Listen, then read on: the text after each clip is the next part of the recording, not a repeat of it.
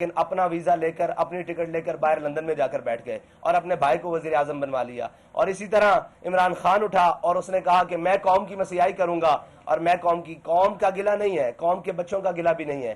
اور قوم کے بچوں نے جو کچھ کیا وہ ان کے اندر ایک فرسٹریشن ہے, ایک ان کے اندر غصہ ہے, غم ہے, اور ایک اپنے ملک کے ساتھ ہونے والے اس کھلواڑ کے خلاف غم ہے. لیکن صاحب ظاہر ان کے جذبات کو غلط استعمال کیا گیا. پہلے نواز شریف نے غلط استعمال کیا, پورے ملک کی حکومت لی, 2/3 اکثریت بھی لی, پھر اس کے بعد آئے.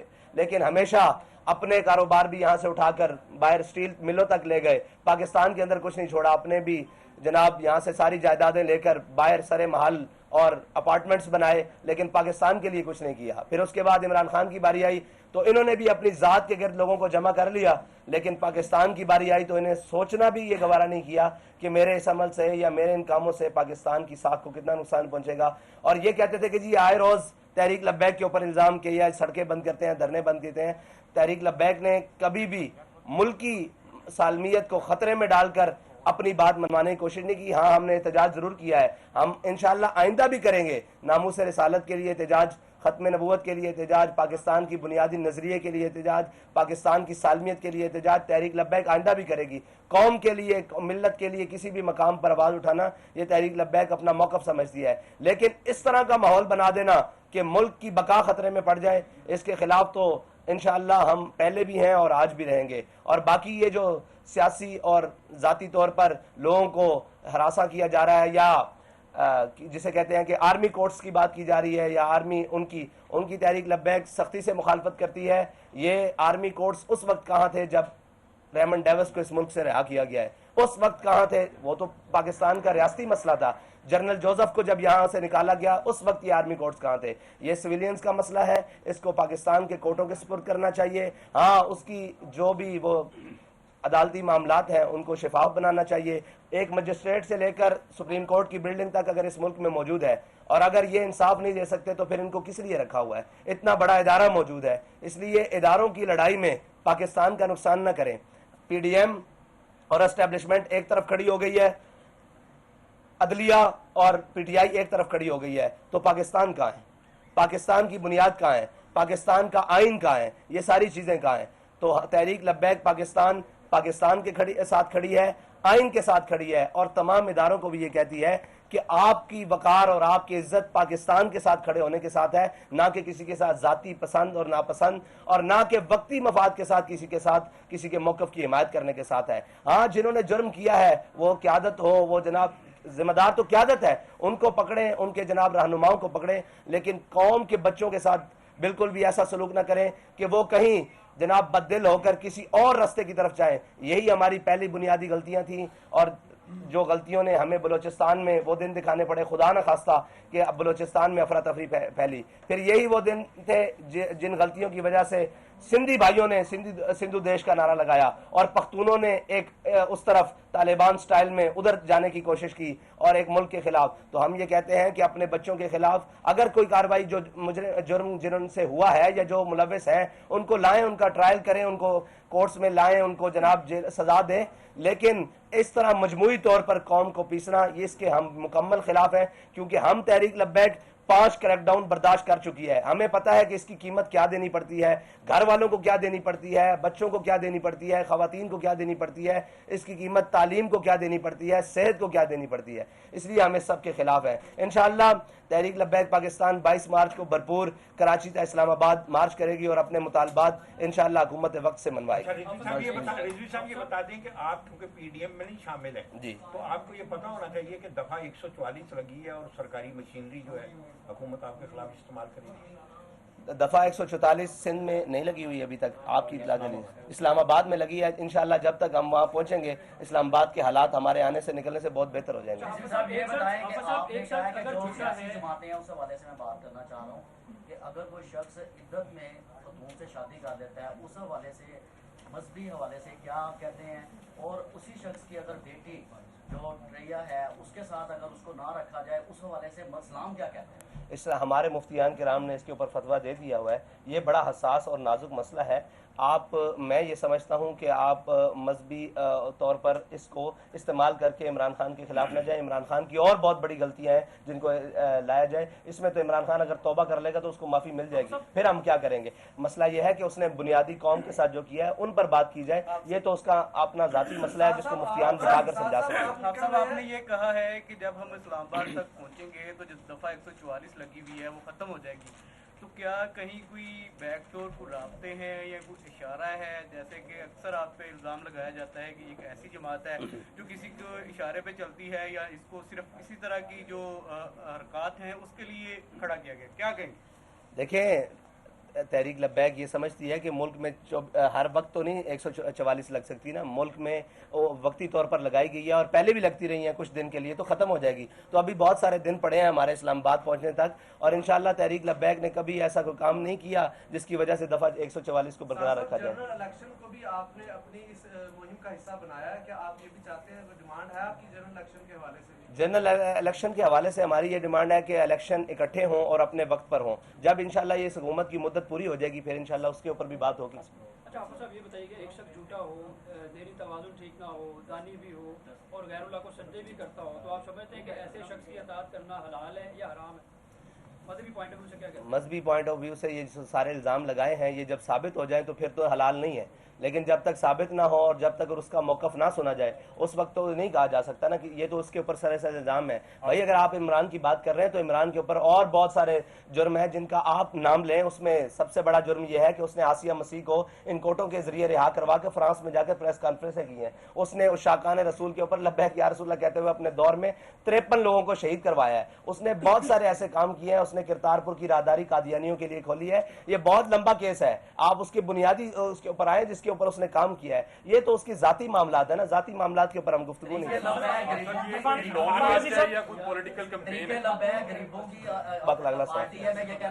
مہنگائی کے حوالے سے, پیٹرولیم کے حوالے سے سارا کام کیا. آپ کو کیا لگ رہا ہے یہ مقاماتی عمل نہیں ہے کہ جب پی ٹی آئی کی حکومت تھی انہوں نے بھی ایسی سیاسی جماعتوں کے ساتھ اس طرح کیا تھا, ان کے ساتھ بھی اسی طرح؟ جی بالکل, یہ مقافات عمل بھی ہے اور یہ ان کی سیاسی غلطیاں بھی ہیں جن کا ان کو خمیازہ ہر طور پر بھگتنا پڑے گا کہ انہوں نے اپنے قوم کے بچوں کے ساتھ کیا کیا. اس وقت بھی ہم نے کہا تھا کہ تلک الایام نداولها بین الناس, اللہ تعالیٰ لوگوں کے درمیان دن پھیر دیتا ہے.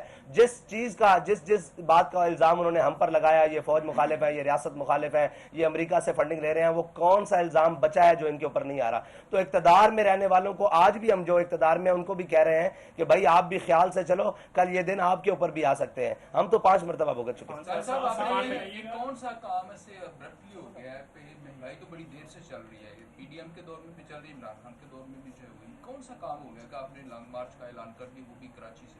بھائی ہم نے تو اس کا اعلان پہلے 3 مہینے سے تیاری کی ہے, اور سب سے پہلے ہم نے شٹر ڈاؤن کی آپ کو بتایا کال دی ہے, اور یہ صاف ظاہر ہے کام ہو نہیں گیا. پیٹرول کی قیمت جو 2 گنا سے بھی زیادہ بڑھ گئی ہے, بجلی کی جی نہیں, یہ تو مذاق ہے نا قوم کے ساتھ کہ مطلب 30 روپے 25 روپے بڑھا کر 12 روپے کم کر دینا, 20 روپے بڑھا کر 10 روپے کم کر دینا. 12 فروری کو جب ہم نے اعلان کیا تھا اس وقت پیٹرول کی قیمت 249 روپے تھی, آج 270 روپے ہے. آپ یہ دیکھیں یہ قوم کے ساتھ مذاق ہے. اور اسی طرح ڈیزل کی قیمت اس وقت آج سے 10 یا 15 روپے کم تھی, جو انہوں نے بیک وقت 30 روپے کم کیا. تو یہ تو قوم کے ساتھ مذاق ہے کہ کوئی احتجاج کے لیے نکلے تو آپ فوراً 10 روپے 5 روپے کم کر دیں, اور جب کوئی نہ بولے تو آپ 15-20 روپے بڑھا دیں. اچھا حافظ صاحب یہ بتائیے گا, قوم کی بیٹیوں کو تو سڑکوں پر لایا جا رہا ہے جبکہ خود اپنی جو بیوی ہے ان کو 7 پردوں میں عدالت میں لایا جاتا ہے. یہ تو قوم کو سوچنا چاہیے نا, یہ قوم کو سوچنا چاہیے کہ ان کی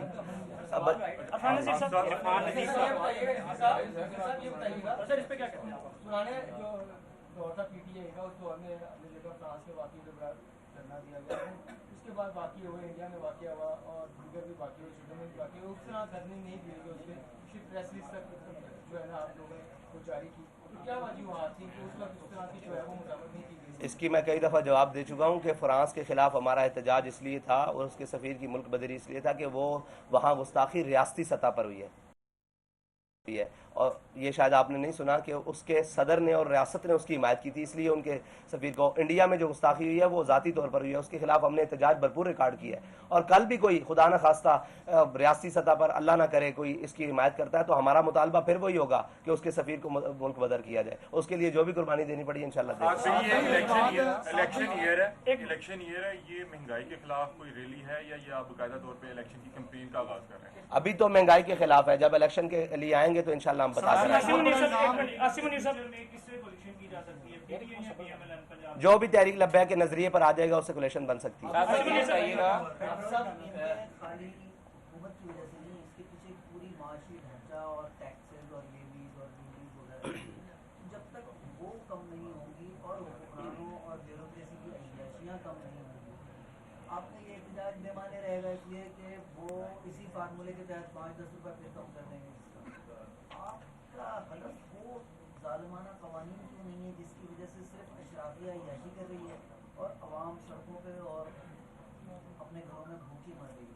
آپ کا ٹارگیٹ وہ ہونا چاہیے نا، اس سے مہنگائی کی جڑ ہی ختم ہو جائے، اس طرف آپ کی نظر کیوں نہیں ہے؟ بہت اچھا سوال کیا آپ نے۔ دیکھیں، ہم نے فارمولا دیا، ہم نے یہ کہا کہ آپ 800-700 سی سی والے کے لیے پیٹرول کی قیمت یہ رکھیں، بائکس والوں کے لیے یہ رکھیں، بڑی گاڑیوں والوں کے لیے یہ رکھیں۔ اس کی زد میں اشرافیہ ہی آ رہا ہے، اور لوگ پوچھ رہے ہیں کہ آپ سے کسی نے رابطہ کیا؟ ہم سے حکومت نے تو رابطہ نہیں کیا، لیکن جو حکومت کے وہ پالے ہوئے لوگ ہیں جو اس کے کمیشن کھاتے ہیں انہوں نے ہم سے رابطہ کیا کہ آپ یہ کیا کرنے جا رہے ہیں، آپ بھی پر لیٹر کوئی ہم سے کمیشن لے لیں، ہم سے کوئی بات کر لیں، تو اس کا مطلب ہے ہمارا تیر بہدف ہوا، ہمارا تیر بہدف ہوا۔ ان کو تھوڑی پریشانی کا سامنا کرنا پڑا، وہ ہم سے کہہ رہے ہیں کہ آپ ہم سے وہ لے لیں، کیا نام ہے اس کا، کمیشن لیں پر لیٹر، اور آپ اپنے اکاؤنٹس بتائیں، ہم ان کے ادھر پیسے بھیجنے کے لیے تیار ہیں۔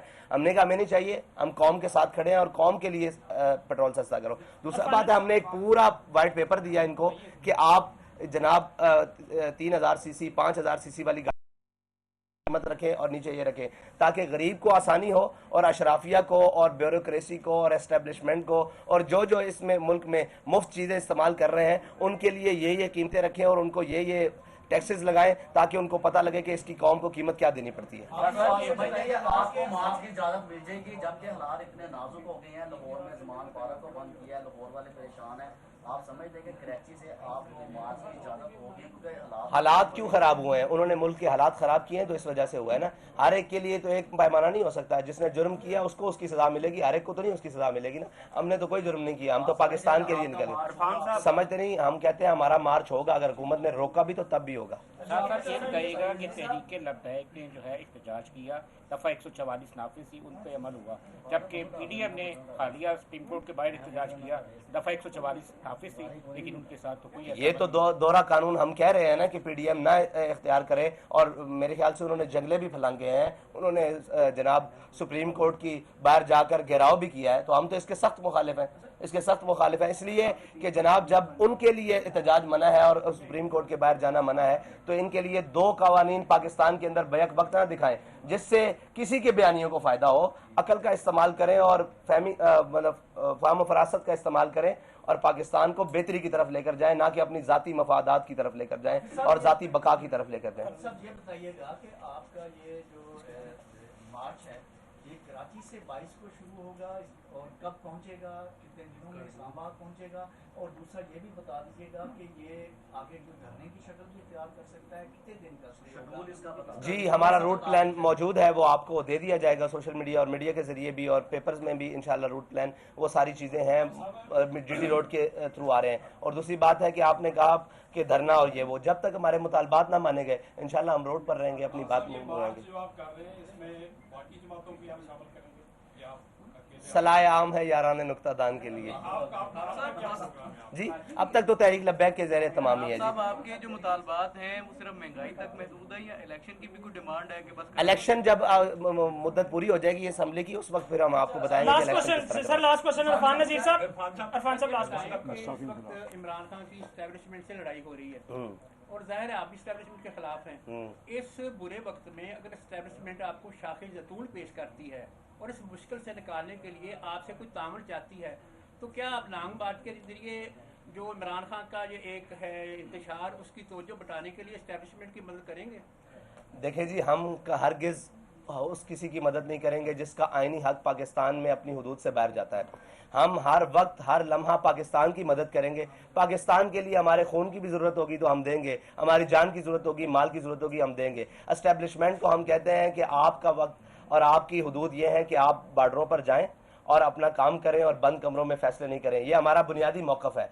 और दूसरी बात रही कि इमरान खान को कहते हैं कि इस पाकिस्तान के खिलाफ उस हद तक न जाओ कि कल को जिस पाकिस्तान के खिलाफ तुम इस तरफ जा रहे हो, इसकी बका भी जनाब खतरे में चली जाए। तो अपनी सियासत करनी है, अपनी चीजें करनी है, अपनी हदूद में हदूद को ना पिलाओ, अपने और पराये की तमीज को खत्म ना करो।